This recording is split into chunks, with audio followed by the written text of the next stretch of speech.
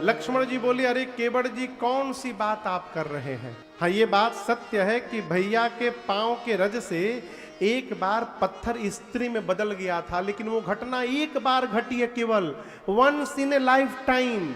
यदि पांव के धूल में कोई जादू होता तो दूसरा पत्थर क्यों नहीं बना?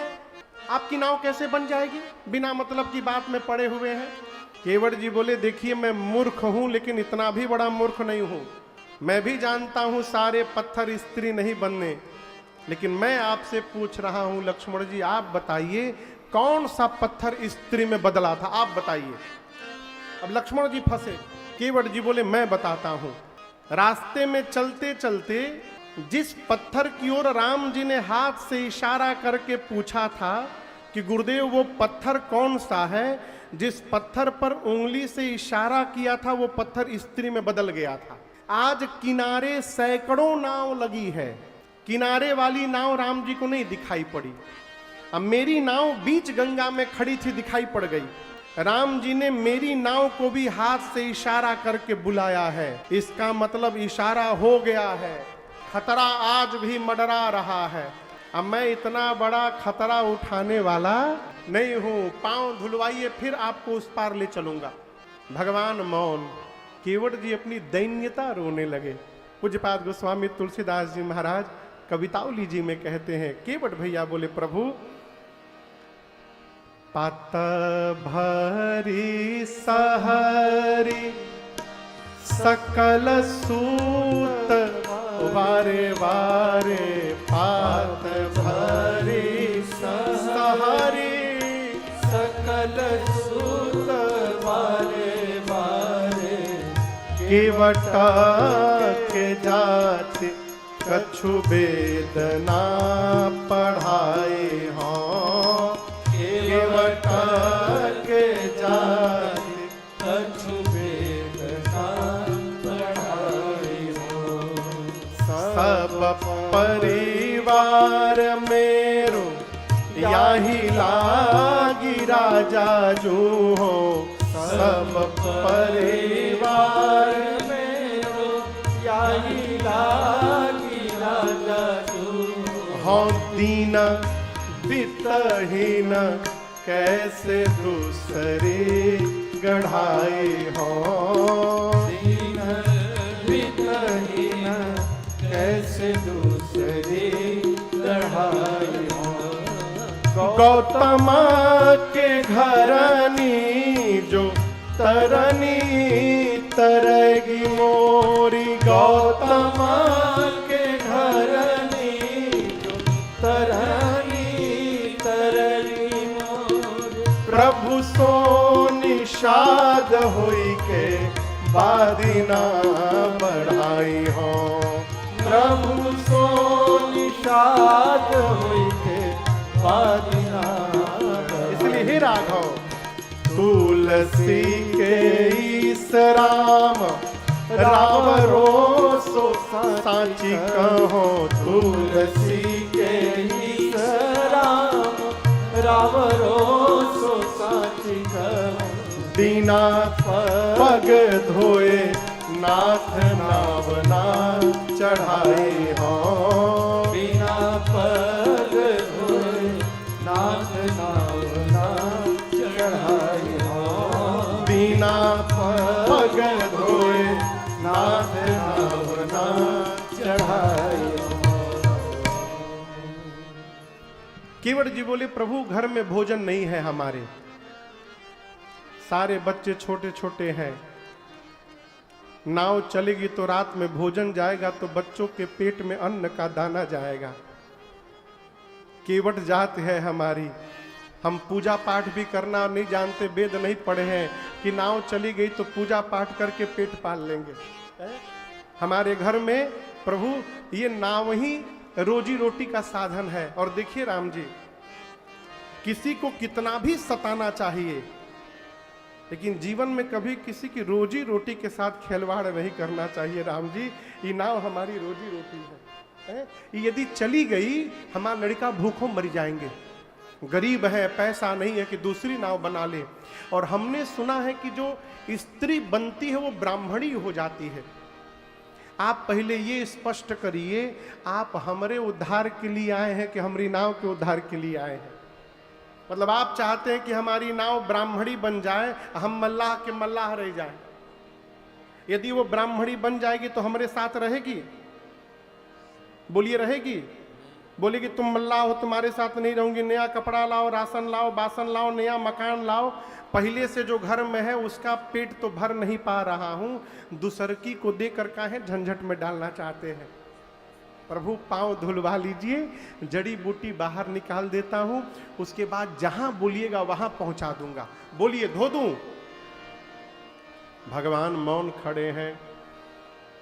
केवट जी बोले बोलने में यदि कष्ट हो रहा है तो इशारा करिए। हम इशारा बहुत बढ़िया समझते हैं। लक्ष्मण जी बोले का इशारा करें? केवट जी बोले जो गर्दन है ना, दुई बात छोटी है, सिर को हिला दीजिए। बात छोटी है, सिर को हिला दीजिए। बात छोटी है, सिर को हिला दीजिए। बात छोटी है, सिर को हिला दीजिए। पाँव अपना, पाँव अपना, पाँव अपना प्रभु जी धुला लीजिए। पाँव अपना प्रभु जी धुला लीजिए। बात छोटी है, सिर को हिला दीजिए। बात छोटी है, सिर को हिला दीजिए।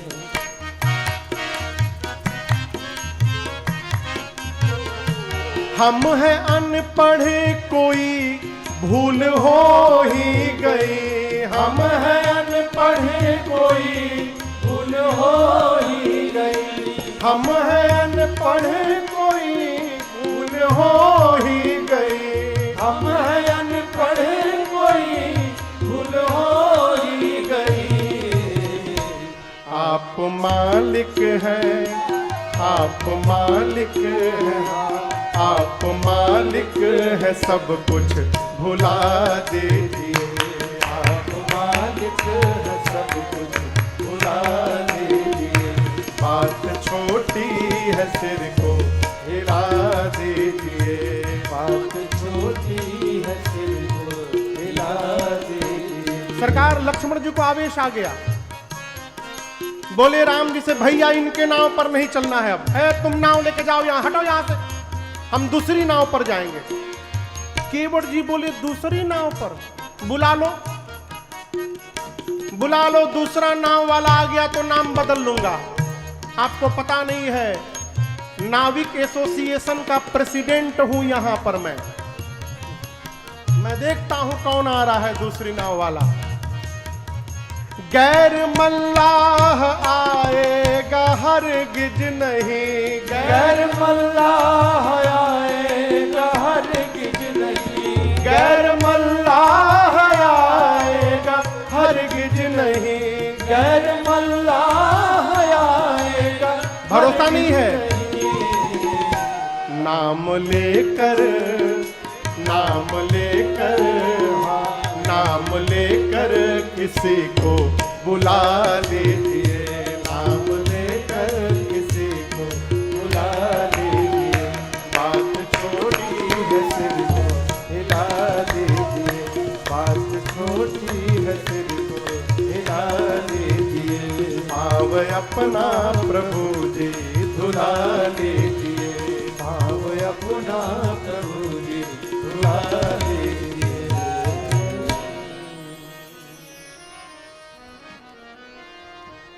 पाँव अपना प्रभु जी धुला ले। केवट जी बोले हम मना कहाँ कर रहे हैं, हम तो कह ही रहे हैं आइए बैठिए फिर सफर कीजिए। लेकिन उससे पहले पाव धुलवा के थोड़ी मेरे ऊपर नजर की। हे राघव जी, देखिए मैं सही बात यदि बताऊं तो पूर्ण इतिहास मैं जानता आपका, मैं सब जानता हूं और ये मेरी विशेषता नहीं है, ये भी एहसान मैं मानता आपका। मेरी केवल एक प्रार्थना है, मैं अपने लिए नहीं कह रहा हूं पांव धुलवाने के लिए, मेरे पुरखों को राघव अमर कीजिए। आइए बैठिए फिर सफर कीजिए, पांव धुलवा के थोड़ी नजर कीजिए। अनेक प्रकार से केवट जी कह रहे हैं, लेकिन भगवान मौन खड़े हैं। केवट जी बोले देखिए पांव धुलवाना है कि नहीं धुलवाना है, हाँ ना हमको कहिए।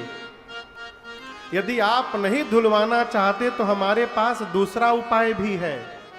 लक्ष्मण जी बोले कौन सा उपाय? गोस्वामी जी कवितावली जी में कहते हैं, केवट भैया ने कहा यही घाट के थोड़ी के दूर है, कटिलाओ जल अथाह दिखाई हो जो। किनारे किनारे चलिए, एक जगह हम जानते हैं जहां केवल कमर भर पानी है बस। लक्ष्मण जी बोले हम कैसे मान ले कमर भर पानी है?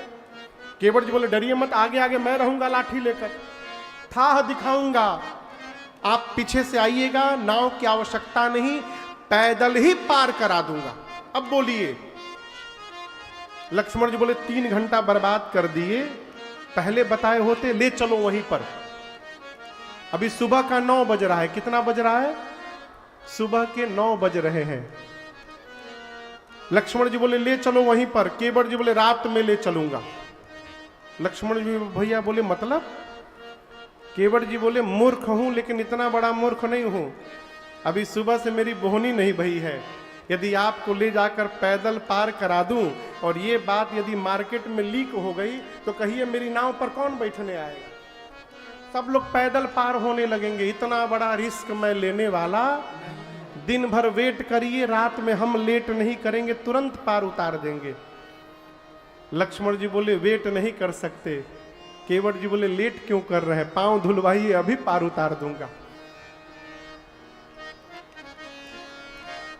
राम जी कुछ बोल नहीं रहे हैं। केवट जी अब देखिए थोड़ा रूठने का नाटक करते हैं, कहते मैं तब से कह रहा हूं पांव धुलवा लीजिए, समझ में बात नहीं आ रही है। अब मैं कहता हूं मैं पांव नहीं धोऊंगा, बहुत हो गया। हमको पता है आपको जाना होना नहीं है, जाने वाला इस तरह खड़ा रहेगा और आप क्या समझते हैं पांव धोऊंगा तभी आनंद मिलेगा, नहीं धोऊंगा तो उससे अधिक आनंद मिलेगा। लक्ष्मण जी बोले वो कैसे? केवट जी बोले पांव नहीं धोऊंगा तो नाव पर पांव रखने नहीं दूंगा, नाव पे पांव नहीं रखने दूंगा तो राम जी उस पार नहीं जाएंगे, उस पार नहीं जाएंगे तो यहीं रह जाएंगे, और जब यहीं रह जाएंगे तो नित्य राम जी का दर्शन प्राप्त करता रहूंगा, इससे अधिक आनंद जीवन में और क्या होगा? मत धुलवाइए। आखिरी बार बोल रहा हूं, जो प्रभु पार अवसिगा चाहू। यदि आप वास्तव में पार जाना चाहते हैं तो अब आपको कहना पड़ेगा कि केवट मेरा पांव धो और मुझे गंगा के पार पहुंचाओ। इतना बोल के केवट जी फिर खड़े हो गए चुपचाप। भगवान फिर कुछ नहीं बोले। केवट जी परेशान, आखिर राम जी बोल क्यों नहीं रहे हैं? जानते सरकार, 5 मिनट बाद केवट जी राम जी के चारों तरफ गोल गोल घूमने लगे। लक्ष्मण जी बोले ये क्या कर रहे हो? केवट जी बोले अब समझ में बात आई है कि राम जी बोल क्यों नहीं रहे हैं। लक्ष्मण जी भी पूछे क्या समझ गए? केवट भैया बोले देखिए लक्ष्मण जी, राम जी जो कपड़ा पहने हैं ना, इस कपड़ा में कोई जेब नहीं बना है। जेब नहीं बना है इसका मतलब है कि मेरी तरह राम जी भी आज ठनठने गोपाल है एकदम। इनके पास कुछ है वो नहीं। अब मैंने अपनी इतनी गरीबी सुना दी है कि नाव चलेगी तो घर में भोजन जाएगा, राम जी के पास देने के लिए कुछ है नहीं। इसी संकोच में नहीं बोल रहे थे ना राम जी, चलिए आपको इससे भी मुक्त करता हूं। अब केवट भैया कहते हैं, प्रभु पद कमल धोई चढ़ाई नाव ननाथ उतराई चहो मोहि राम राउर आन दशरथ सपथ सब साचे बरु तीर मारहु लखन पे बरु तीर मारहु लखन पे जब लगी न पाय पखारी हो तब लगी न तुलसीदास नाथ कृपाल पार उतारी हो तब लगी न तुलसीदास नाथ कृपाल पार उतारी हो तब लगी न तुलसीदास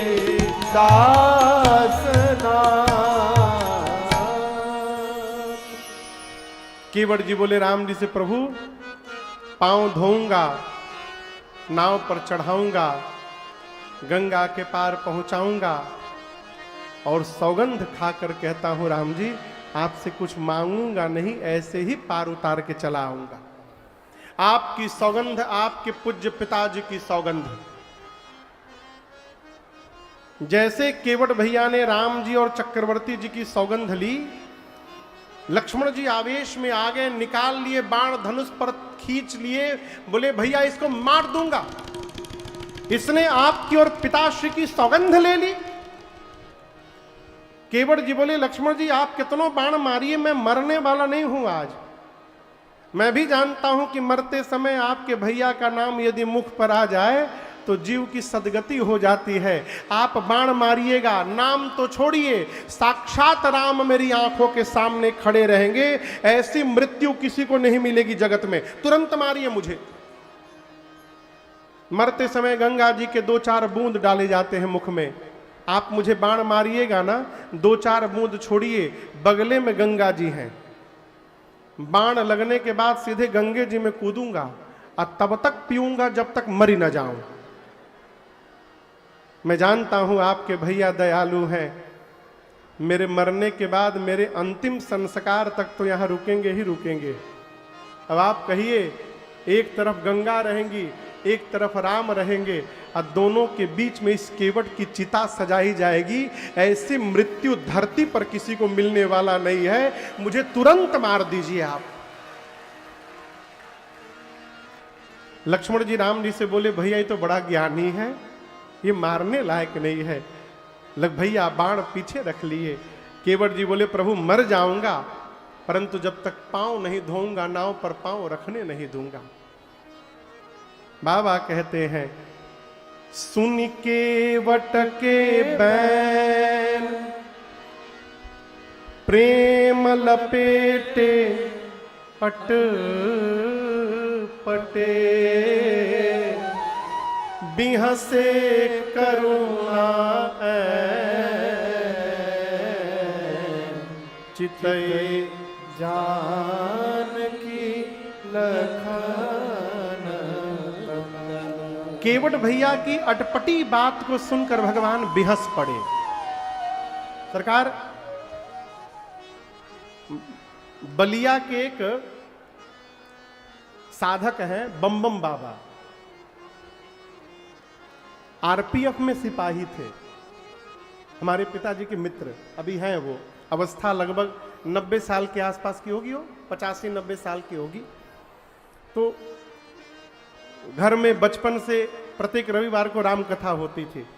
तो 3 महात्मा आते थे, एक टिकवा वाले पंडित जी, नाम नहीं जानते थे, टिकवा वाले पंडित जी कहते थे, और एक ये जो उत्तम जी बैठे, इनके पूज्य पिताजी पूज्य सियाराम दास जी महाराज, वो और बम बम बाबा, 3 महापुरुष प्रत्येक रविवार को घर में आते थे, राम कथा कहते थे। तो वो आरपीएफ में सिपाही थे बम बम बाबा, और बचपन में हमको अपना दोस्त बनाए थे नेपाल में, काठमांडू में। तो हमसे बड़ी बनती है उनकी। एक दिन घर पर आए तो उस जब नौकरी करते थे सरकार, आरपीएफ का ड्रेस पहन के, एक कंधे पे बंदूक और एक हाथ में गोमुखी में माला, तिलक करके ऊर्ध्व पुंड, उसी तरह नौकरी करते थे। कोई चोर, छोटा मोटा चोर पकड़ा जाए तो उसको खड़ा करके कहते चलो हनुमान चालीसा सुनाओ। उसके बाद कहते थे 1000 बार राम राम बोलो। फिर क्रिया धराते थे, आज के बाद चोरी नहीं करोगे, फिर छोड़ देते थे। तो हम एक दिन घर आए तो हमसे बोले कि बाबू ये बताओ, सुनी केवट के बैन प्रेम लपेटे अटपटे, केवट जी की कौन सी अटपटी बात सुनकर भगवान को हंसी आ गई? हमने सरकार आप बताई? तो बोले बाबू देखो, कोई भी आदमी कसम खाता है तो अपने बाप की खाता है, नहीं तो अपनी खाता है। केवट जी भगवान के प्रेम में इतने पक गए हैं कि उनको ध्यान ही नहीं रहा कि हम अपने बाबूजी का कसम खा रहे हैं कि राम जी के बाबूजी का कसम खा रहे हैं। ये अटपटी बात सुनकर भगवान बेहस पड़े, ठहाका मार के भगवान हंसे, और भगवान ने केवट भैया पर करुणा कर दी हो। है भगवान का स्वभाव है करुणा करना, इसलिए इनका नाम है करुणा निधान। भगवान ने कृपा की और बोले केवट जी आप वही करिए जिससे आपकी नाव बच जाए। जाइए तुरंत जल लाइए, बेगी आन उजल पाए पखारू, हो त विलंब उतार ही पारू। विलंब हो रहा है, तुरंत पांव पखार कर उस पार पहुंचाइए। आप लोग बताइए, राम जी ने स्पष्ट बोल दिया ना? बोलिए सरकार। अब तक केवट जी खड़े थे, जैसे राम जी ने कहा पांव पखारने के लिए केवट जी बैठ गए। लक्ष्मण जी बोले भैया ये तो बैठ गए। राम जी बोले पूछो कहां बैठ गए? लक्ष्मण भैया बोले अरे पांव धोने के लिए बोले धोइए। केवट जी बोले धोने के लिए बोले होते तो धो देता, पखारने के लिए बोले हैं। लक्ष्मण जी बोले धोना पखारना अलग अलग है का? बोले एक ही होता तो 2 शब्द क्यों बनाया जाता? धोना मतलब पानी लेके रगड़ के धो दो, पखारने का मतलब पूरे परिवार को बिटोर कर और सब परिवार के सामने पांव धोने का नाम है पखारना। अब परिवार तो मेरा घर में है, अकेले कैसे पखार दूं मैं? लक्ष्मण जी राम जी से बोले इतना भारी शब्द काहे बोल दिए भैया, हल्का शब्द बोले होते धोने का। राम जी बोले मैं नहीं बोला, यही तब से कही रहे थे कि मोहि पद पदुम पखार कहा हो। भगवान बोले ठीक है जाओ, पूरे परिवार को बुला कर ले आओ। गोस्वामी जी कवितावली जी में कहते हैं केवट भैया अरे प्रभु रुख पाई के बुलाई बालक घर नीहू। केवट भैया दौड़े, पूरे परिवार को बुलाए, पत्नी को बुलाए, बच्चों को बुलाए, पूरा परिवार जमा हुआ। तो केवट भैया ने कहा दौड़कर नदी के किनारे जाइए, गंगा किनारे 2 पुरुष हैं, एक सांवले हैं और एक गोरे। केवट भैया ने कहा गोरके के पास भूल कर भी मत जाना, बहुत डेंजरस है, हर बात में बाण निकाल लेता है मारने के लिए। सांवले के पास जाना, वो बोलते ही नहीं है, उनको प्रणाम करना, अब प्रणाम करके चारों ओर से घेर करके बैठ जाना। पत्नी ने पूछा घेरा बंदी क्यों करना है? केवट जी बोले 3 घंटे से खड़ा किया हूं, 3 घंटा भी और करना है, घिरे रहेंगे तो भाग नहीं पाएंगे। आप दर्शन करिए, केवट जी का परिवार आया, बंदी के चरण चहु दिशि बैठे घेरी घेर। पूरा परिवार भगवान को घेर करके बैठ गया। केवट भैया छोटे से कठौता में गंगा जल ले आए। अरे छोटो सो कठौता भरी आनी पानी गंगा जू को धोई पाय पियत पुनीत बारी सरकार। यहाँ गोस्वामी जी संकेत देते हैं, धोई पाय पियत पुनीत बारी फेरी फेरी। फेरी फेरी मने कई बार बदल बदल कर केवट जी ने धोया पांव। तो कई बार काहे धोया, दर्शन करिए। इतना छोटा सरकार वो कठौता लाए थे ना, उसमें एक ही पांव आए राम जी का। कठौता का साइज देखते लक्ष्मण जी आग बबूला हो गए, बोले भैया जानबूझ के छोटा लाया है ये। लक्ष्मण जी से केवट जी बोले, लक्ष्मण भैया छोटा आदमी का सब सामान छोटा होता है। जिसको आप छोटा कह रहे हैं ना, जब मेरी आंख से देखिएगा तो वही बड़ा दिखाई देने लगेगा आपको। हमारे घर का सबसे बड़ा बर्तन यही, हम क्या करें। बोले प्रभु दाहिना पांव रखिए आप। राम जी रखे, केवट भैया धोए, अब पूरा जल पी गए। कहे प्रभु बायां बाकी है। फिर दोबारा गए, जल लाए, बायां पांव रखे, धोए, और धोने के बाद पांव कठौता से बाहर न निकाले। राम जी बोले क्या हुआ, निकालो। केवट जी बोले प्रभु एक अपराध हो गया हमसे। राम जी बोले क्या कर दिए। बोले प्रभु दाहिना पांव धो दिया था, आप फिर से नीचे रख दिए, फिर धूल लग गया उसमें। राम जी बोले इस प्रकार तो जितनी बार धोगे उतनी बार लगेगा। बोले इसीलिए तो बायां नहीं निकाला हूं, बाएं पांव को आप मेरे इस गमछे के ऊपर रख दीजिए प्रभु, और दाहिना एक बार फिर से हमको धोना पड़ेगा। भगवान बोले ठीक है जाओ। ये फेरी फेरी। अब तीसरी बार गए, जल लाए, दाहिना पांव दूसरी बार धोए, रगड़ के तीनों बार का जल अपने पी गए। भगवान केवट जी के गमछे पे खड़े हैं। लक्ष्मण जी बोले हो गया ना, जो चाहते थे कर लिए ना, अब ले चलो उस पार। केवट जी बोले क्या हो गया। हमारे बच्चे हमारा मुंह देखने आए हैं, ये जो छोटे छोटे मेरे बच्चे आए हैं मेरा मुंह देखने आए हैं। राम जी आप ध्यान नहीं दिए, मैं जब तीसरी बार पी रहा था ना, तो ये जो मेरा छोटका है ना, ये मेरा मुंह ऐसे देख रहा था। प्रभु एक बार और धुला लीजिएगा ना नाथ, एक बार और, तो इन बच्चों को थोड़ा प्रसाद मिल जाएगा। राम जी तो सब समझ रहे हैं। भगवान बोले ठीक है जाओ। चौथी बार गए, जल लाए, पांव धोए। आप उस दृश्य की कल्पना करिए। सरकार मैंने एक जगह पढ़ा है कि केवट जी से पहले चरणामृत पीने की प्रथा ही नहीं थी। मानस में भी लिखा है, नारद जी जब हिमांचल जी के घर गए, हिमांचल जी नारद जी का पांव धोकर उस जल को घर में छिड़के हैं, पान नहीं किए हैं। चरणामृत पान करने की प्रथा के जन्मदाता हमारे केवट भैया हैं। इन्हीं से ये प्रथा ने जन्म लिया। छोटे छोटे बच्चे, उनको पता नहीं कैसे चरणामृत पान करना चाहिए। केवट भैया अपने हाथ से बच्चों का मुंह खोलते हैं, भगवान से परिचय कराते हैं और उनके मुख में चरणामृत डालते जाते हैं, और एक ही बार में पूरे परिवार का उद्धार करा दिया केवट भैया ने। अंत में कठौता में थोड़ा सा जल बच गया था। केवट जी उठाए अपने पीने के लिए, लक्ष्मण जी हाथ पकड़ लिए, रुको तुम पहले याद करो तुम्हारे घर का कोई मेंबर बस तो नहीं गया है अब, नहीं तो उनके लिए फिर तुम धुलवाओगे। केवट जी बोले पूरा परिवार यहीं बैठा हुआ है, कोई नहीं बचा है। लक्ष्मण जी बोले अब तुम पी जाओ। केवट जी पी गए। बोले अब ले चलो उस पार। केवट जी बोले गांव वाले आप तो प्रभु लौट के चले जाइएगा, हमको लौट कर यहीं आना है, गांव वाले हमको छोड़ेंगे। इसके बाद तो कोई बचा ही नहीं, इसके बाद किसके लिए बोलूंगा, आखिरी बार प्रभु धुला लीजिए। भगवान बोले ठीक है जाओ, अंतिम बार, इसके बाद नहीं बोलोगे। केवट जी पांचवी बार गए, जल लाए, पांव पखारे, पूरे गांव को चरणामृत बांटा। केवट भैया ने 2 घंटा समय लगा, सबको बांटे। इधर लक्ष्मण जी एकदम आग बबूला होके रखे। केवट जी जैसे बांट के आए, लक्ष्मण भैया बोले अब नाम नहीं लोगे धोने का, तुम चुपचाप उस पार ले चलो। केवट भैया सोचे अब बोलूंगा तो मार डालेंगे, तो केवट जी राम जी के पास गए, जाकर बोले प्रभु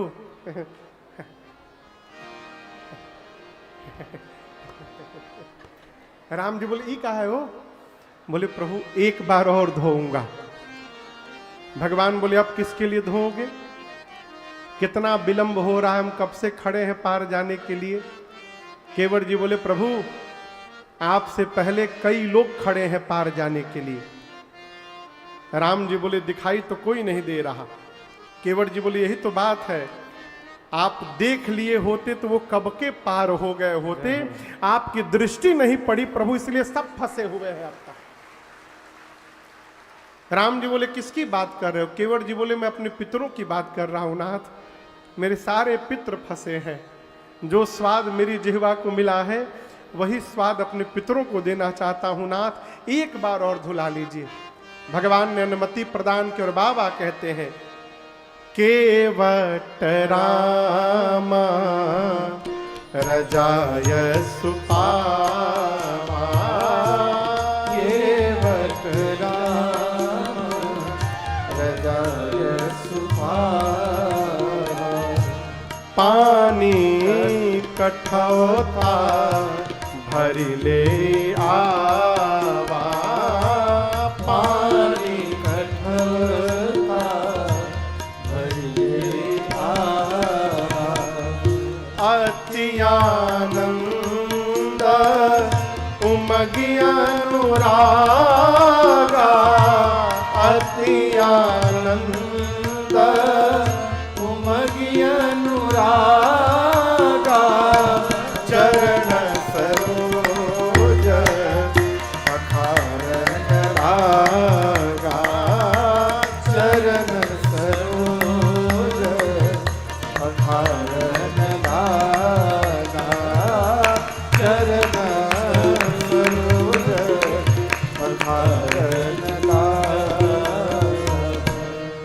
केवट भैया जल लाएं, अति आनंद अति उमंग और अति अनुराग के साथ चरण पखारे और उसी जल से अपने पितरों को तर्पण करके केवट जी ने समस्त पितरों को मुक्त कर दिया। पद पखारे जलपान करी आप सहित परिवार, पितर पार करि प्रभु ही पुनि मुदित गया। सबको पार करने के बाद केवट भैया ने भगवान को पार किया। उस पार जाने के बाद सबसे पहले सीता मैया उतरी, फिर राम जी उतरे, फिर निषाद राजगुह उतरे, फिर लक्ष्मण भैया उतरे और आप दर्शन करिए। सबके उतरने के बाद केवट उतरी दंडवत की, प्रभु ही सकुच ही नहीं कछु दीना। आपको ये जानकर आश्चर्य लगेगा, इतनी देर से केवट जी भगवान के सामने हैं, लेकिन अब तक केवट जी ने भगवान को प्रणाम नहीं किया था। काहे? केवट जी जानते हैं यदि मैं पहले प्रणाम कर लूंगा तो जो राम जी बोलेंगे वो करना पड़ेगा। नहीं, मैं पहले अपने मन वाली करूंगा, मेरे मन वाली हो जाएगी तब मैं प्रणाम करूंगा। अपने मन वाली किए और नाव से उतरते केवट जी भगवान के चरणों में गिर पड़े। मैं आपको बताऊं, श्री रामचरितमानस में 2 बार ऐसी घटना घटी है जहां राम जी को कोई दंडवत कर रहा हो और राम जी ने उनको उठाया नहीं है। आज केवट जी को राम जी नहीं उठाए, और आगे सुनिएगा जब हनुमान जी महाराज पहली बार भगवान को दंडवत प्रणाम करेंगे उस समय राम जी ने उनको उठाया नहीं। भगवान क्यों नहीं उठा रहे हैं? राम जी सोचे मैं पिता हूं, ये पुत्र है, इन्होंने कह दिया मुझे कुछ नहीं चाहिए, मेरा धर्म क्या कहता है मैं केवट को खाली हाथ भेज दूं यहां से और उठा लूंगा तो मैं दूंगा क्या, मेरे पास कुछ नहीं है देने को। आज मारे संकोच रघुनाथ जी उठा नहीं रहे हैं। प्रभु के मन के संकोच को मेरी मां जान गई और सीता मैया बिना कहे हाथ की उंगली में से सोने की मुद्रिका निकाली और मां ने कहा, प्रभु आप संकोच छोड़िए, केवट जी को ये मुद्रिका दे दीजिए। राम जी बोले सीता मैया से कि आपने अपने हाथ से निकाल लिया? मां बोली, प्रभु ये मेरा हाथ नहीं है। विवाह के समय जब पिताजी ने इस हाथ को आपके हाथ में रखा था, ये उस दिन से आपका हाथ बन गया था नाथ, ये मेरा तो है ही नहीं। और आपके मान सम्मान के आगे इस स्वर्ण मुद्रिका का कोई मोल नहीं है। आप केवट जी को मुद्रिका दे दीजिए। वो अंगूठी सीता मैया के ही हाथ में थी, राम जी नहीं छुए। राम जी ने कहा केवट जी से, कहे ओ कृपाल ले ही उतरा। भगवान ने कहा मां उतराई दे रही, स्वीकार करिए केवट जी। और आप मानस जी को पढ़िएगा, अब तक केवट जी पांव में गिरे थे। जब राम जी ने कहा कि सीता जी से उतराई ले लीजिए, अब केवट जी भगवान के चरणों को भुजाओं में पकड़ लिए, बाहों में पकड़ लिए। केवट चरण गहे अकुलाई, व्याकुल होकर चरणों को पकड़ लिए। बोले प्रभु मैंने सौगंध लिया है, नहीं लूंगा, और आप बरबस देकर मेरा सौगंध तोड़ना चाहते हैं नाथ, मुझे क्या नहीं मिला आज? भगवान ने पूछा क्या मिला? केवट जी बोले प्रभु जिस चरण को एक बार देखने के लिए महात्मा जन्म जन्मांतर तपस्या करते रहते हैं, इस मल्लाह को आपने उन चरणों को पखारने का सौभाग्य प्रदान कर दिया। अब इससे अधिक जीवन में और क्या चाहिए? अब कछुना था न चाहिए मोरे दीना दयाल अनुग्रह तोरे। प्रभु मुझे कुछ नहीं चाहिए। देखिए हमारे पूज्य महाराज श्री सरकार महाराज श्री एक दिन एक बात बताए हमको, बहुत पहले की बात मैं बताऊं। रात में हम लोग, मैं सेवा कर रहा था, 12:30-1 बजे की बात है रात की। महाराज श्री और मैं दो ही लोग थे कमरे में, लेटे थे, अचानक उठ के बैठ गए। बोले राजन एक बात बताऊं? आज्ञा करिए सरकार। बोले बेटा जीवन में कभी ये सूची मत बनाना कि क्या नहीं मिला, हमेशा इस बात की सूची बनाना कि भगवान ने आपको क्या दिया है। हमेशा इसको देखिए कि परमात्मा ने हमको क्या प्रदान किया है। आप जहां भी रहिएगा आनंद रहिएगा, आनंद में रहिएगा। हमारे दुख का सबसे बड़ा कारण है जो प्राप्त है वो दिखाई नहीं देता, और जो प्राप्त नहीं हो सकता हम उसकी कल्पना में लगे हुए हैं। केवट जी बोले प्रभु बहुत मिल गया, न जाने कई जन्मों की मजदूरी आज ब्रह्मा जी ने एक ही बार में मुझे प्रदान कर दी। हमारे बिहार में गायक हुए आदरणीय गायत्री कुमार ठाकुर जी, उनका एक पद है सरकार यहां पर, आरे चरनिया में गिर के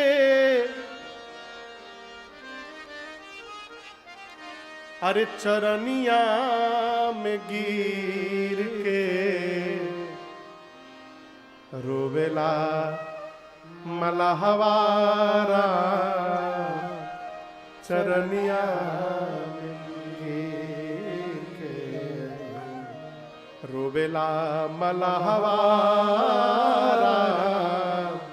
चरनिया में गिर के। आज नाही सोना लेब। समझ रहे हैं आप लोग? समझ में आ रहा है? हाँ। केवट जी बोले आज नाही सोना लेब, लौटे तहिया कुछहु देब।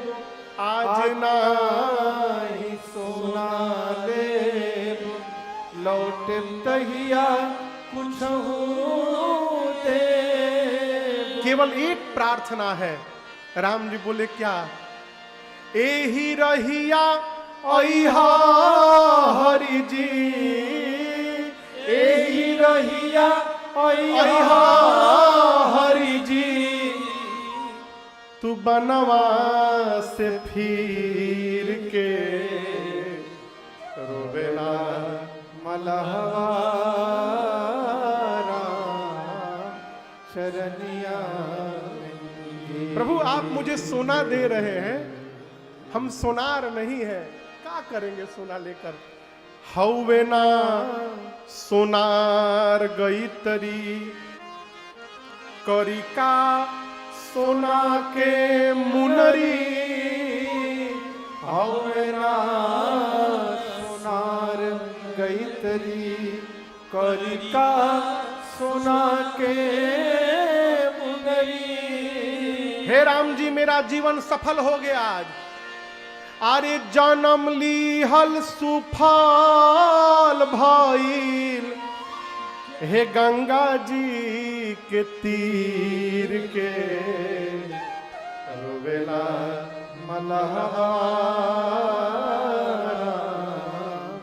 शरणिया। केवट जी बोले प्रभु आज जो मैंने देखा है आज तक कोई नहीं देखा होगा। राम जी बोले क्या देख लिया? केवट जी बोले गंगा में नैया, नैया में दोनों भैया, केवट खेवैया, संघवा में सीता मैया। हे हरि जी अरे जन्म ली हल सुफल भइल, हे गंगा जी के तीर के रोवेला मलहवा शरणिया। सरकार केवट जी बोले ना कि जानते हैं राम जी, हमारे पिताजी जब मरने लगे ना तो हमसे एक बात बोले थे, कहते केवट घर में जब आकर कोई जाए ना तो उसको कुछ दे करके भेजना चाहिए। नाथ हमारे पास तो इतना नहीं है कि हम आपको दे करके भेजे, कम से कम आपके पास जो है वो तो हम ना ले लें आपसे। इसलिए जाते समय नहीं, लौटते समय 14 साल बाद आप जो मुझे देंगे मैं उसको प्रसाद बना के सिर पे धारण कर लूंगा। लौटते समय केवट जी की पत्नी हाथ पकड़ के किनारे ले गई, बोली क्या बोल रहे हो? जाते समय नहीं लेना तो लौटते समय क्यों लेना? केवट जी बोले भाग्यवान, कम से कम देने के बहाने राम जी आएंगे तो यहाँ पर आएंगे तो फिर से राम जी का दर्शन प्राप्त होगा, जीवन धन्य धन्य हो जाएगा। बहुत कहा राम जी ने, सीता मैया ने, लक्ष्मण भैया ने, परंतु नहीं कछु केवट ने। जब बार बार कहने पर भी केवट जी ने नहीं लिया तो अंत में विदा कीन्ह करुणा यतन, भगति विमल बर दे। अंत में श्री रघुनाथ जी ने अपनी विमल भक्ति दे करके केवट भैया को विदा कर दिया। एक कथा कहती है जब हम और आप भी भगवान की सेवा करके और भगवान से कभी कुछ नहीं मांगेंगे तो हो सकता है किसी न किसी दिन केवट भैया की तरह हम लोगों को भी रघुनाथ जी अपनी भक्ति प्रदान कर देंगे, इसमें कोई संशय नहीं है।